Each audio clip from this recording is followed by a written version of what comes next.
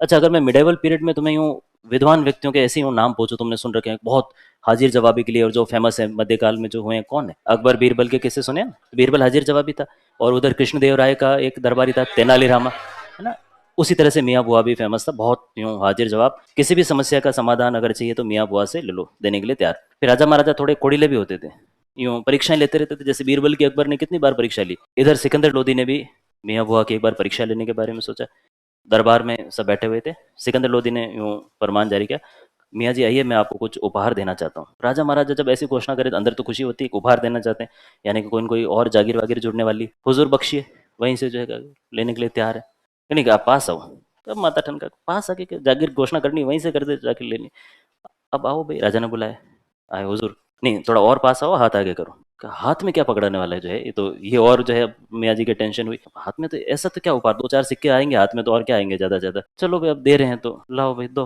और हाथ में रखा एक सिर्फ मोट का दाना, एक मोट का दाना। मोट होता ना अपने जो नमकीन बनती बीकाजी वाली, तो एक मोट का दाना क्या करे? अगर तुम्हें दिया होता तो फाकी मारते ना अपने, तुम्हें क्या, मुझे दिया होता तो मैं भी फाकी मार जाता, उसको अवेयर कहाँ, जेब में रखो तो वापस मिले, और नहीं तो मौत का दाना तो खा जाते हैं। और इतिहास फाकी मारने वालों को याद नहीं करता, ये ध्यान रखना, ये मियाँ बुआ है, इन्होंने मौत के दाने की फाकी नहीं मारी। इन्होंने क्या किया, उस तरह से सोचो कि ये गए घर पे, बगीचे का एक पोर्शन इन्होंने तैयार करवाया, वहां पे उस मौत के दाने को बोया, चार गुलामों की ड्यूटी लगा दी, बारी बारी से तुम इस पे नजर रखोगे, और बाल भी बांका नहीं होना चाहिए, और 3 महीने में मौत लगभग पक जाते हैं, तो 2-3 मुट्ठी जो है मौत के दाने हो गए। एक से कितने हो गए अब? 2-3 मुट्ठी, और पूरे बगीचे में उन्होंने जो है वो मौत बो दी अगले साल, और उससे उनके 40-50 किलो के आसपास जो है वो मोट आ गए। तो एक मोट के दाने से 40-50 किलो तक पहुंच चुके।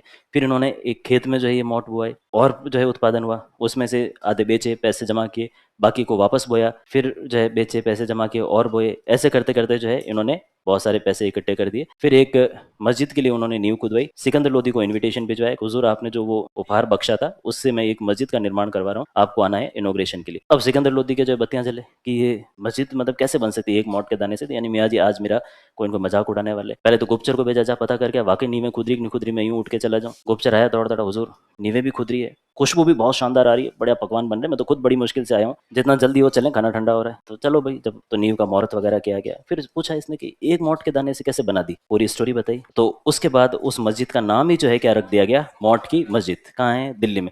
तो यानी ये शो करता है कि अगर हमारी वाकई इन्वेस्टमेंट करने की नीयत है, समझ है, तो हम 1 रुपए से भी जो है कहाँ पहुंच सकते हैं, एक मोट के दाने से आदमी यहाँ पहुंच सकता है। और जितने भी बड़े इन्वेस्टर्स देखो, उन्होंने कितने से, वॉरेन बफेट ने 2-2 हज़ार डॉलर से शुरू किया, और आज दुनिया के सबसे नंबर अमीर भी रहे हुए बीच में, तो वहां तक पहुंचा जा सकता है, पर इन्वेस्टमेंट करना आना चाहिए। तो पैसे कमाने से पैसे वाले नहीं बना जाता है, इन्वेस्टमेंट जिसको करना आएगा वो जो है पैसे वाला बन जाएगा, जो मुझे बिल्कुल नहीं आता है।